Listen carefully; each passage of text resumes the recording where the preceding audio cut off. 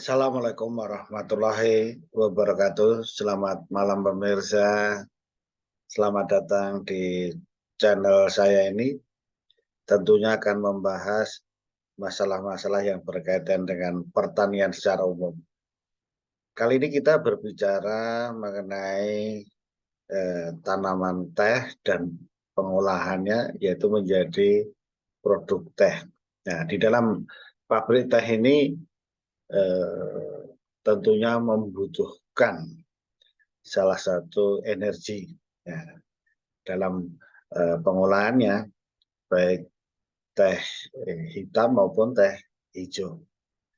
Oleh karena itu selama ini dikenal ya beberapa energi yang digunakan, yaitu menggunakan kayu bakar, menggunakan bahan bakarnya itu bisa minyak solar, batu bara, kemudian LPG, gas, tadi kayu bakar bisa wood pellet, ada cyclone burner. Jadi itu berbagai macam sumber energi yang selama ini untuk di pabrik teh. Jadi background saya kan juga perkebunan teh. Oleh karena itu beberapa hal perlu dipertimbangkan bahwa produksi teh itu tadi sangat dipengaruhi oleh energi. Bahkan kisarannya mungkin 20-30% komponennya.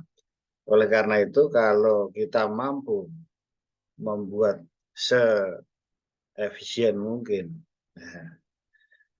nanti bisa menekan HPP. Nah, jadi cost-nya diharapkan menjadi lebih rendah. Karena beberapa syarat harus dipenuhi. Kalau menggunakan solar tentunya kan bukan yang subsidi, harganya sudah melonjak. Kemudian kalau listrik juga demikian. Ya, yang sering masih digunakan adalah kayu bakar. Nah, karena kayu bakar ini lebih ada beberapa kendala menimbulkan asap, sulit mengontrolnya. Oleh karena itu pilihan berikutnya adalah penggunaan wood pellet. Kemudian ada lagi yang saat ini harganya naik, menggunakan LPG, gas. Kemudian ada yang menggunakan listrik. Ya, listrik. Jadi ini beberapa energi yang digunakan di pabrik teh tadi.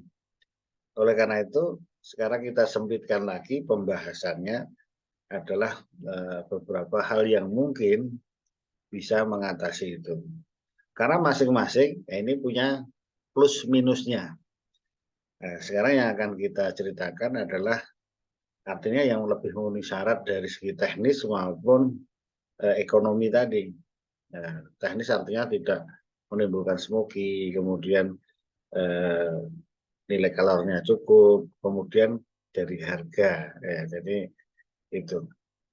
Yang tentunya kalau sekarang memang ada yang kualitasnya bagus tapi harganya juga mahal, misalnya LPG. Nah, ini beberapa perlu dipertimbangkan. Oleh karena itu yang perlu dipertimbangkan yang dari segi kepraktisan mudah, ya, yaitu sekarang kita bandingkan dengan wood pellet dengan apa ya CNG maupun sebetulnya cyclone burner. Nah, jadi ini pilihan-pilihan yang bisa menjadi pilihan Bapak Ibu sekalian. Nah, jadi tergantung kegunaannya sebetulnya. Jadi kalau tidak menimbulkan smoky, jadi itu juga bisa menggunakan chip kayu, ya, kayu bakar. Kemudian lebih murah lagi, tetapi investasinya lebih mahal, misalnya menggunakan cyclone burner. Nah, jadi tidak usah dipeletkan lagi, itu sudah dipadatkan langsung digunakan. Nah, itu menggunakan cyclone burner. Kemudian kalau aksesnya mudah bisa menggunakan CNG, compressed natural gas. Jadi ini pilihan-pilihan. Tetapi yang nanti kesimpulannya adalah kita harusnya menggunakan beberapa strategi tadi, yaitu dengan semua dipasang supaya kalau yang satunya ada kendala supaya bisa teratasi dan proses produksi tidak terganggu. Nah, ini contohnya yang relatif mudah, misalnya wood pellet misalnya. Ternyata akhir-akhir ini adalah juga sulit dicari karena diekspor harganya lebih bagus, Ini jadi kendala. Oleh karena itu dipilih tadi sistemnya tadi. Jadi tidak substitusi, tapi saling mengisi. Kalau misalnya CNG-nya terganggu, ya wood pelletnya bisa di exchange langsung digunakan, bisa sistemnya berlaku. Jadi semua bisa. Jadi tergantung mana sumber daya yang ada yang tersedia. Nah, sekarang ini kalau kita memperbandingkan antara wood pellet dengan CNG, nah ini kita membandingkannya dengan yang yang dekat. Ya, kalau dengan LPG kan harganya mahal, pasti ya kan, nggak usah kita bandingkan. Dengan kayu bakar tidak usah kita bandingkan. Ya mungkin yang dekat adalah cyclone burner yang kita bandingkan. Jadi itu tadi kalau kita bandingkan antara wood pellet dengan CNG, nah, kira-kira begini. Jadi nanti kita ikutkan juga yang cyclone burner. Dari segi pembakaran itu memang yang lebih sempurna adalah CNG. Ya, kalau wood pellet itu 30-44%. Nah, karena akan menghasilkan asap, jelaga maupun abu. Tetapi kalau cyclone burner lebih bersih lagi, hanya membutuhkan investasi alatnya lagi, cyclone-nya itu sendiri. Nah, kemudian ini dari segi nilai kalori, itu kalau wood pellet itu kisarannya dari 4.400-an sampai 4.700-an kilokalori per kilogramnya. Nah, CNG jelas tinggi, dia hampir 9.900-an kilokalori per meter kubiknya. Jadi ini nanti tergantung untuk hitung-hitungnya. Nilai kalorinya rendah berarti nanti volumenya semakin besar. Nah, sekarang kita kelebihan menggunakan wood pellet apa? Ya, pasti investasinya murah karena tinggal bikin burner wood pelletnya. Nah, kemudian produsen wood pellet juga bersifat lebih umum. Kita lebih mudah mendapatkan supply-nya, banyak tersedia. Meskipun akhir-akhir ini sering sulit karena diekspor. Nah, kemudian perlu perhitungan konsumsi untuk HE-nya ya. Nah, ini perlu diabang. Kemudian kalau CNG itu tadi nilai kalorinya kelebihannya ya, nilai kalorinya tinggi, ramah lingkungan, efisien, kemudian lebih bersih, kemudian perawatan HE minim, kemudian waktu pemanasannya singkat dan tidak memerlukan gudang. Jadi kalau yang wood pellet tentunya akan membutuhkan gudang. Tapi itu semua kelebihannya ya. Kalau kekurangannya masing-masing juga bisa kita lihat.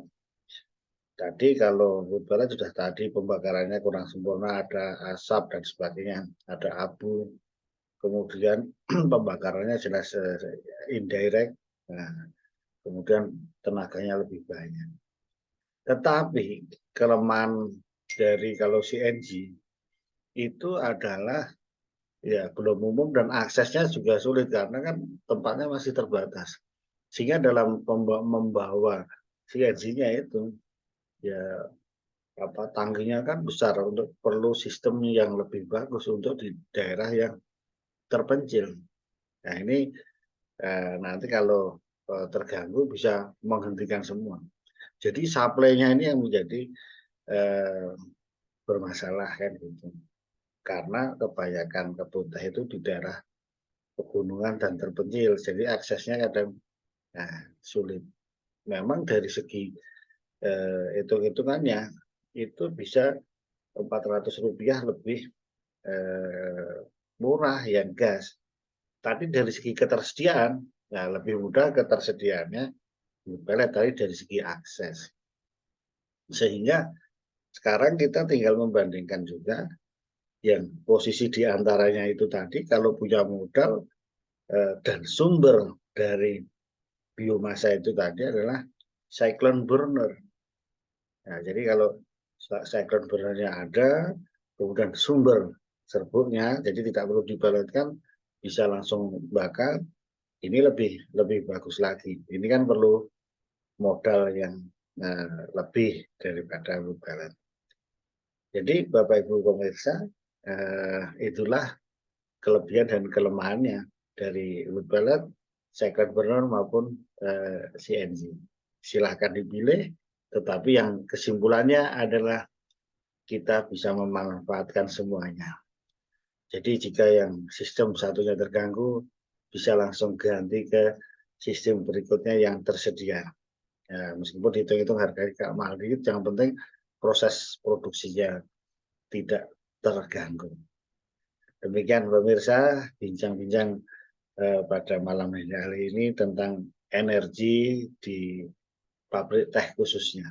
Ya, jadi mudah-mudahan bermanfaat bagi Bapak Ibu sekalian tentang pemanfaatan energi yang ada di tempat kita. Terima kasih. Assalamualaikum warahmatullahi wabarakatuh.